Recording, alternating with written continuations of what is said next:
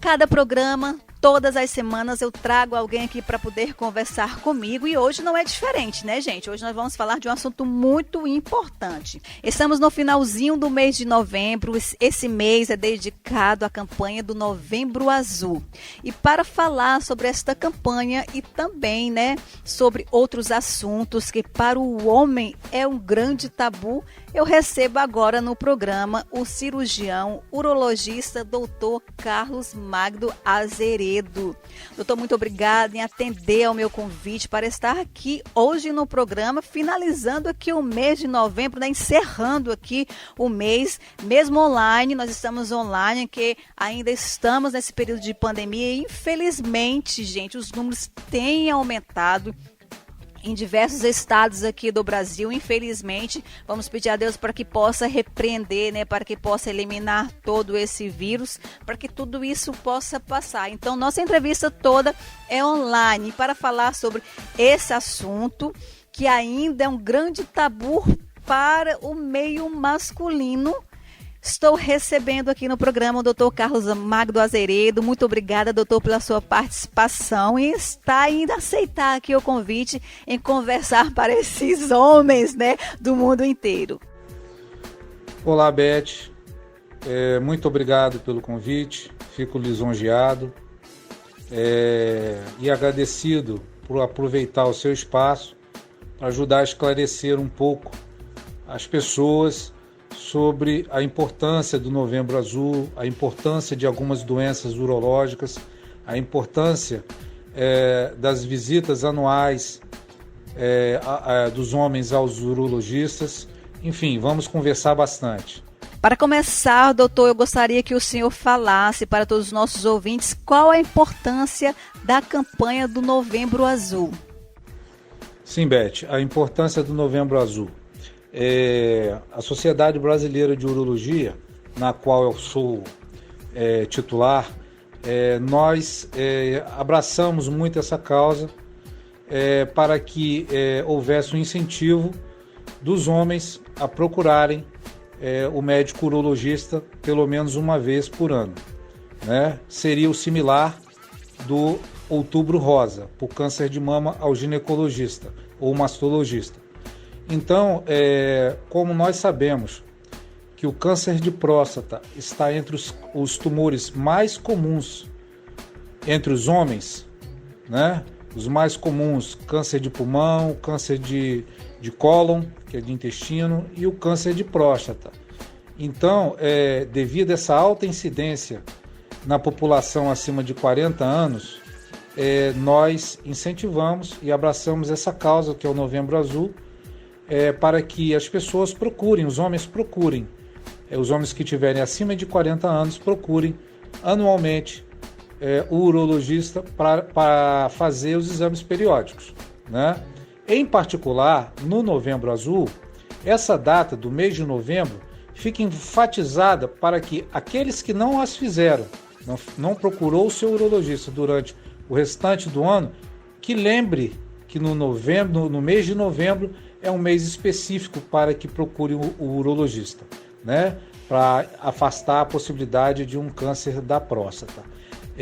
Lembrando que o urologista deverá e poderá atender a todos os homens acima de 40 anos em qualquer mês do ano. O mês de novembro é apenas um símbolo.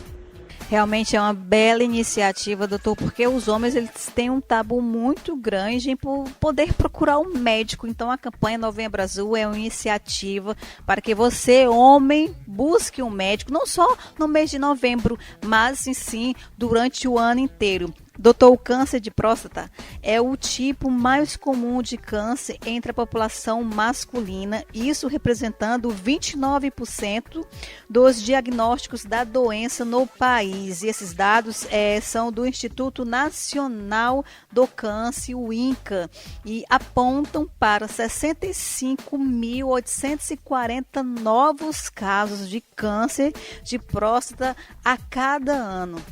Entre 2020 e 2022, número bem assustador. Quais são os tratamentos, doutor Carlos, para o câncer de próstata e suas consequências? Então, Beth, o tratamento do câncer de próstata é diretamente proporcional à fase em que encontra-se a doença no paciente. Então, em fases mais precoces, nós normalmente indicamos a cirurgia, que é a prostatectomia radical. Nas fases intermediárias ou mais avançadas, podemos utilizar também a cirurgia, mas nós também temos como arsenal para tratamento nestas fases a radioterapia conformacional, a braquiterapia, entre outras. A hormonioterapia também é muito utilizada no lugar da quimioterapia, que é muito pouco utilizada, né? Em suma, o médico urologista faz o estadiamento. O que é o estadiamento? É através de exames como ressonância magnética, como tomografia, raio-x, cintigrafia óssea. A gente indica em que fase que está a doença. Se for em fases iniciais, normalmente nós utilizamos a cirurgia, né? Mas pode-se também utilizar a braquiterapia, a radioterapia conformacional.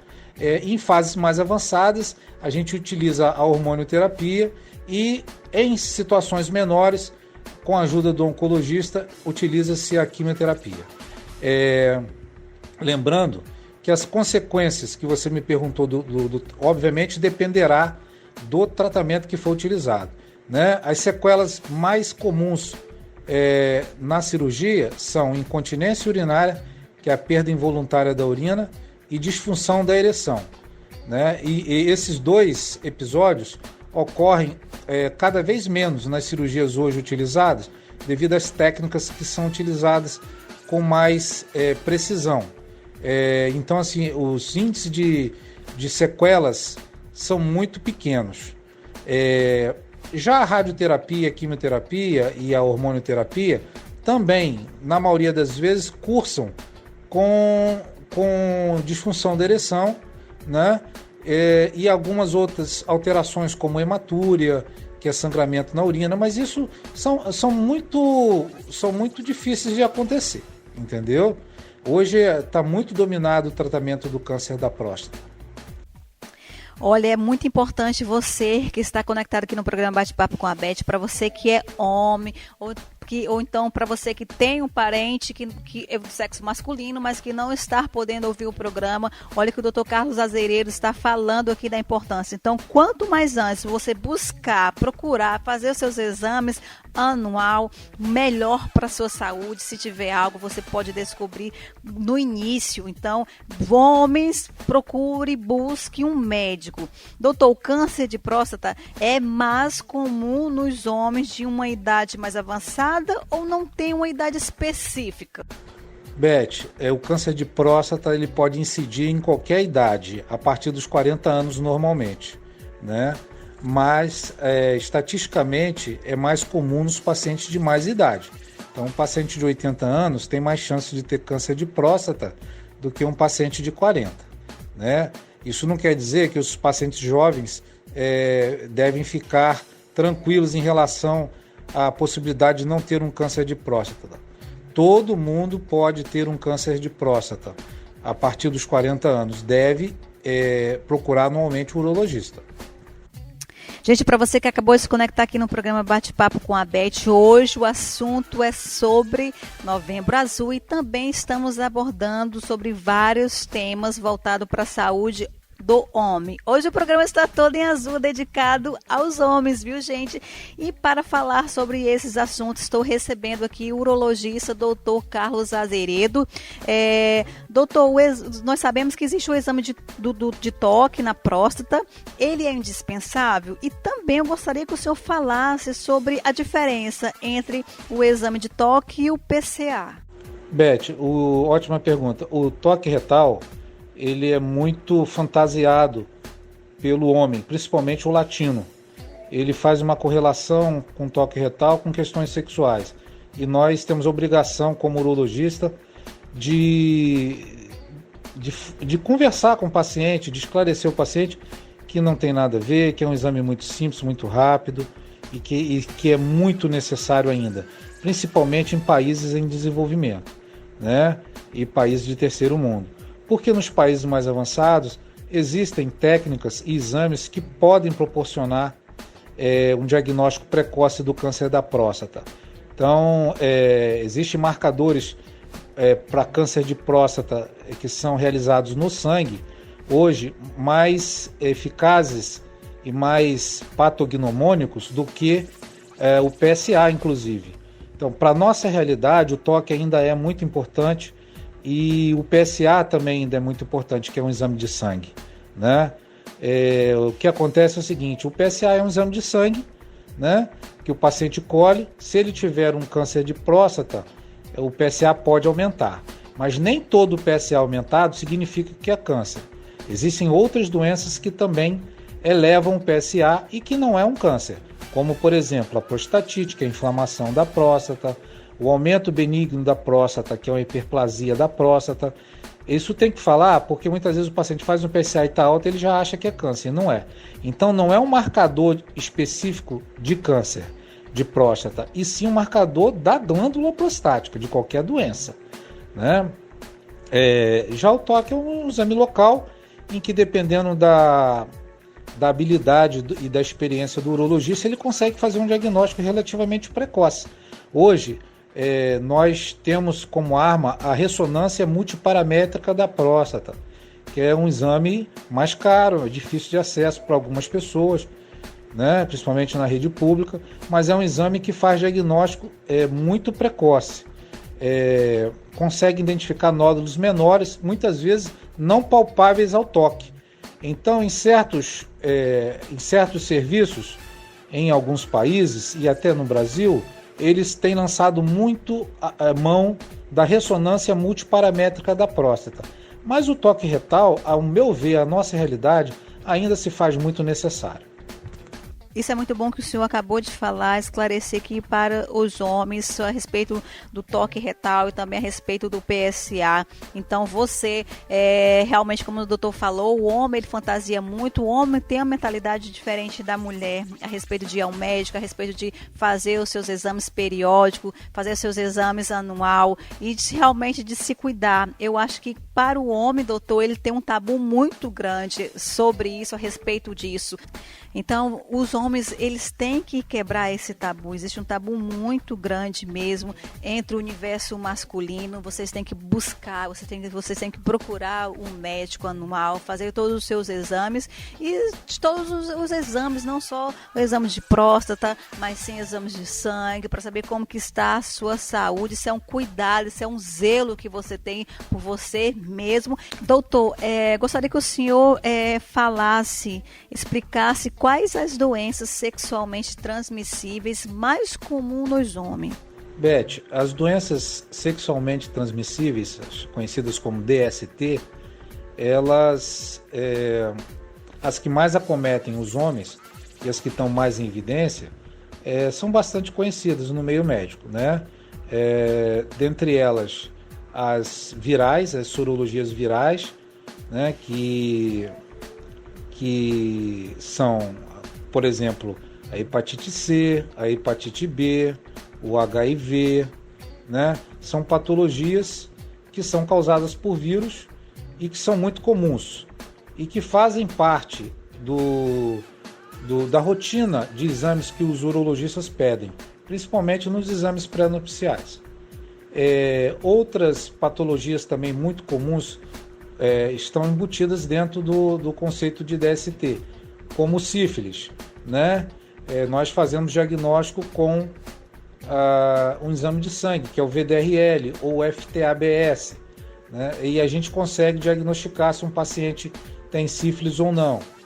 E isso é importante fazer de rotina, porque muitas vezes a doença está incubada e o paciente, quando manifestar algum sintoma, já pode estar em fase avançada, né? Outra doença importante também é o HPV, que tem que ser dito em virtude da possibilidade de carcinomas, né?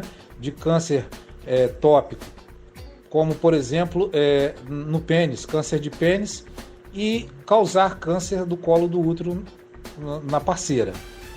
Então é importante se fazer o diagnóstico através de peniscopias, de imunologias, né? E existem diversas formas do urologista conseguir diagnosticar essas doenças, tanto no exame físico como em exames laboratoriais. Essas são as mais comuns que eu falei.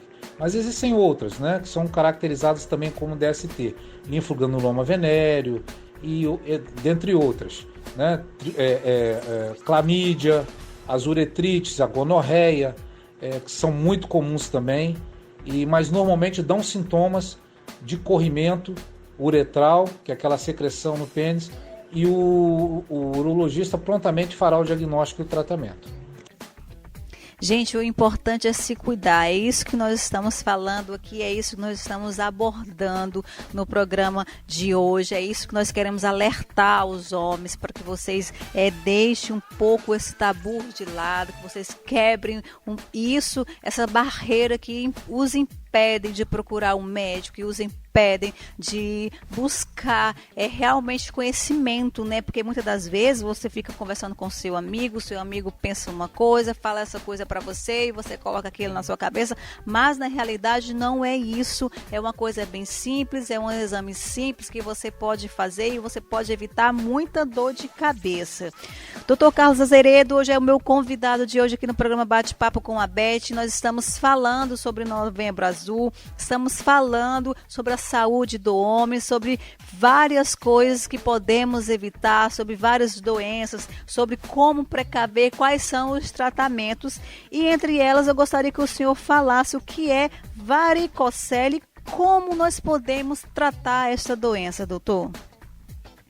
Beth, a varicocele são varizes que acometem o cordão espermático, que são estruturas que levam a corrente sanguínea para o testículo, para ambos os testículos.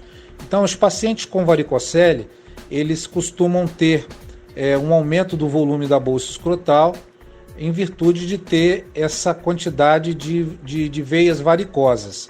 Consequentemente, a circulação sanguínea fica inadequada para os testículos. E isso acomete a função testicular, podendo levar à infertilidade, principalmente, dor, inflamações, desconforto. E o tratamento, normalmente, o diagnóstico, é feito através de Doppler, que é uma ultrassonografia da bolsa escrotal, e o exame físico do médico examinando. E o tratamento é feito através de uma cirurgia muito simples. É importante fazer o diagnóstico da varicocele precoce, porque muitos dos pacientes que são inférteis são acometidos de varicocele. Doutor, outro ponto em relação à saúde do homem envolve o câncer de pênis, que em alguns casos envolve a amputação do membro masculino. A estimativa do INCA é de que ocorram 1.130 novos casos somente nesse ano de 2020. É um número assustador e assim muito preocupante. Quais são os principais causadores, doutor Carlos, do câncer no pênis? Beth, as principais causas do câncer do pênis estão relacionadas, na maioria das vezes, à má higienização. Então, por exemplo, pacientes com fimose adultos, eles não conseguem fazer uma boa higienização do pênis. Então, fica acumulando sujeira, irritação crônica, inflamação crônica. Isso pode ser uma das causas do câncer de pênis. Mas hoje, sem dúvida nenhuma, o HPV impera entre as principais causas, né? Que é um vírus, né? Que ele causa o câncer do pênis através de verruguinhas, né? Inicialmente, e também o câncer do colo do útero na mulher. Outras causas de câncer de pênis, além da má higienização e da fimose e também do HPV, são pacientes com imunodeficiência, pacientes com HIV positivo. Eles podem muitas vezes abrir um quadro inicial da síndrome da imunodeficiência com um câncer local, um câncer na mucosa ou no prepúcio peniano. Lembrando ainda que o tabagismo também impera entre os os maiores causadores não só do câncer de pênis, mas também de outros órgãos. Então esses são os principais causadores, sendo que é muito importante conversar sobre a questão da higienização, da questão do uso do preservativo, porque o sexo oral também transmite o HPV e, consequentemente, pode causar câncer de pênis. Diminuir o tabaco, ou não usar tabaco, de preferência, né? Fazer higienização e sempre se cuidar com a questão de outras doenças sexualmente transmissíveis, porque uma é porta de entrada para outra. Hoje o programa está literalmente azul, voltado para a saúde do homem. Estou recebendo no programa o Dr. Carlos Azeredo para falar sobre a saúde, né? Sabe, falar sobre o Novembro Azul, falar sobre os nossos homens, né? Doutor, todos os homens, agora já mudando, né, para outro viés, mas que preocupam muito os homens. Os homens, eles são muito preocupados também sobre esse tipo de assunto. Todos os homens podem falhar na hora H, doutor Carlos, algum dia, ou não, ou isso é só um tabu que também tem fantasioso? Beth, é interessante essa pergunta que você fez, porque, em primeiro lugar, aquele homem que disser que nunca falhou sexualmente durante a sua vida estará mentindo, né? E é extremamente comum que ocorra durante a vida sexual de qualquer homem.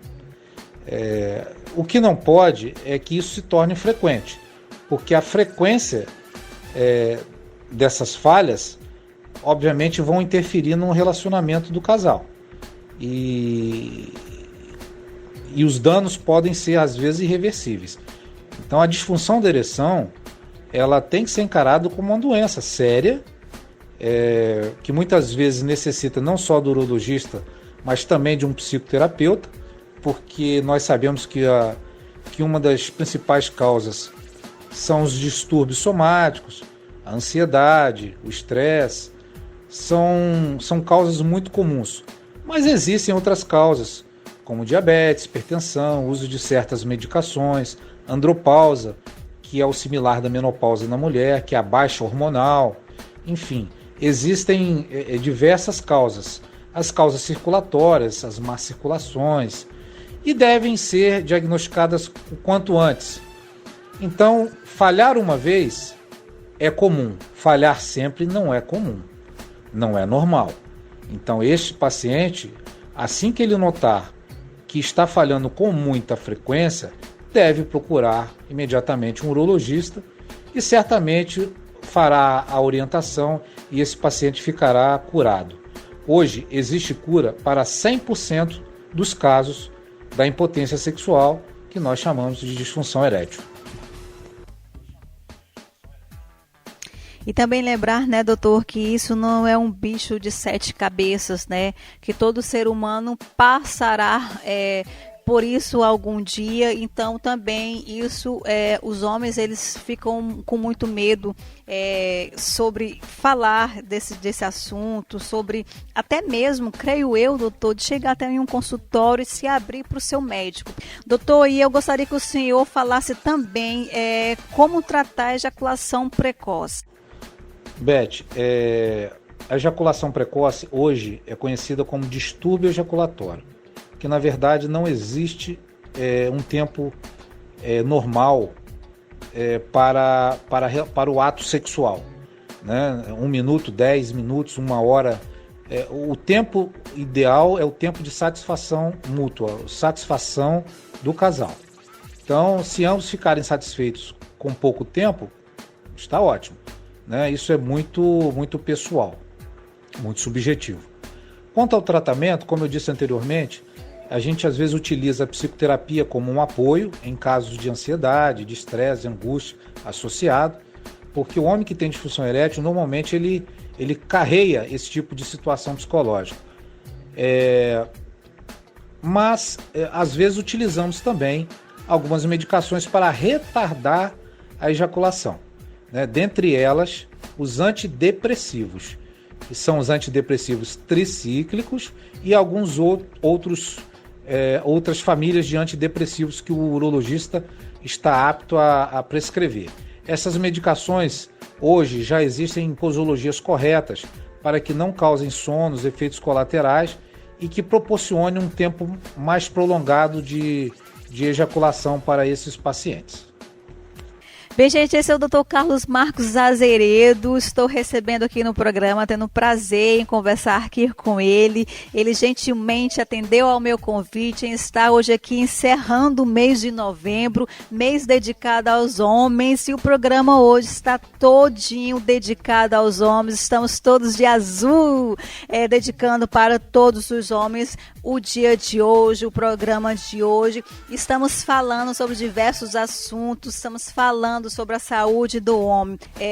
O doutor Carlos, muitas pessoas sofrem, né, com problemas renais. Isso atinge muito a população, não só do Brasil, mas sim a população mundial. Eu gostaria que o senhor falasse quais as causas e os tratamentos para o cálculo renal. Beth, existem várias causas de formação de cálculos renais. Infecções urinárias de repetição, malformações estruturais e anatômicas dos rins, dos ureteres, pacientes que ingerem pouca quantidade de líquido, pacientes que ingerem grandes quantidades de sódio. Então existem diversas causas. As causas familiares também, hereditárias, podem estar associadas à formação de pedras. Distúrbios metabólicos, como gota, problemas de ácido úrico, também pode estar relacionado à formação de cálculos renais. Os cálculos renais mais comuns, em primeiro lugar, são os de cálcio. Os carbonatos e os oxalatos, os fosfatos de cálcio, são os que estão no topo da lista.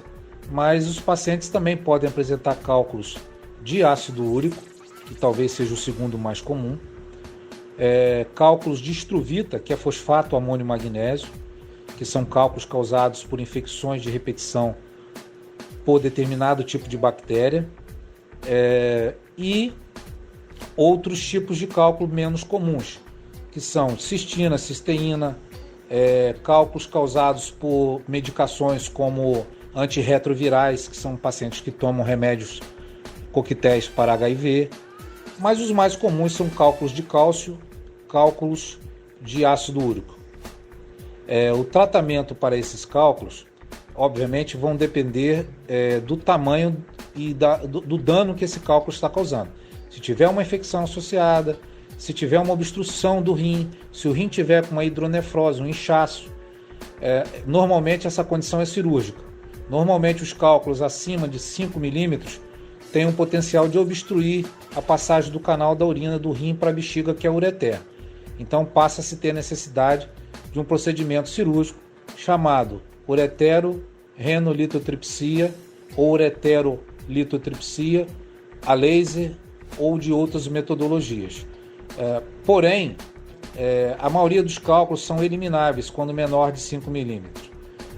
Através da ingestão de líquido, de algumas medicações que nós associamos. E é importante falar da questão da dieta. Nem todo cálculo precisa de dieta. Necessariamente os cálculos de ácido úrico estão relacionados ao aumento do consumo de proteína, principalmente proteína animal. E aí se faz necessário fazer uma dieta, um acompanhamento com um nutricionista. Os outros cálculos dificilmente estão correlacionados com a questão da dieta. Tem muito mito, não pode comer isso, não pode comer aquilo. O que eu normalmente indico no meu consultório é que o paciente faça uma grande ingestão de líquido sempre, de preferência água, e sim, come alimentos com muito pouco sódio, porque o cloreto de sódio, sal de cozinha, é o maior inimigo, não só do rim, mas da maioria dos órgãos. O sódio ele é necessário, mas em quantidades necessárias e não abusivas. Então, um aumento na ingesta do sal de cozinha faz muito mal para o rim. Doutor, infelizmente o programa está chegando ao fim. Muito obrigada por o senhor atender ao meu convite, por o senhor disponibilizar aí um pouquinho do seu tempo, ter dedicado o seu tempo aí para poder responder as perguntas dos nossos ouvintes, porque algumas dessas perguntas eu recebi via Instagram, me enviaram no direct, e eu achei isso muito importante, dos homens também ficarem um pouco preocupados a respeito de sua saúde. Muito obrigada, doutor Carlos.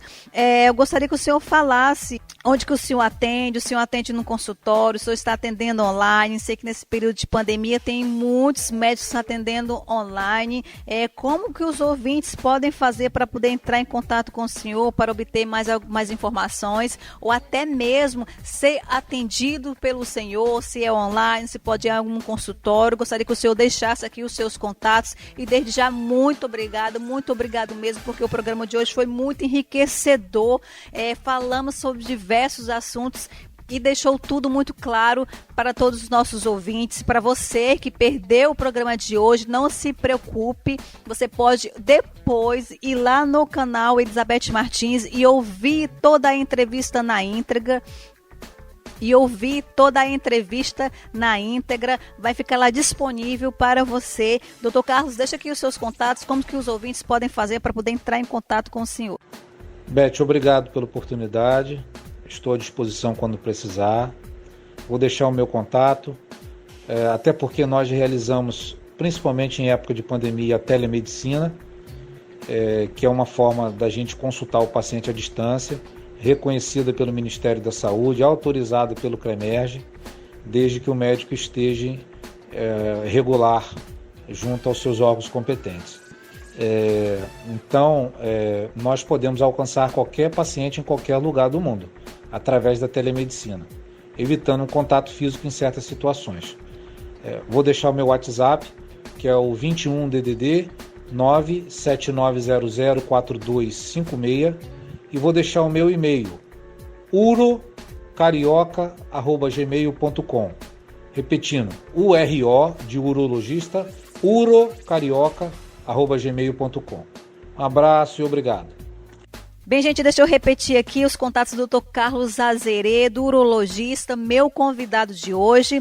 DDD 21, telefone 979004252. Deixa eu repetir novamente, o Dr. Carlos Azeredo, ele atende online, DDD 21, porque é Rio de Janeiro, 997004252, mas você também pode entrar em contato com o Dr. Carlos Azeredo através do e-mail urocarioca, tudo junto, urocarioca@gmail.com.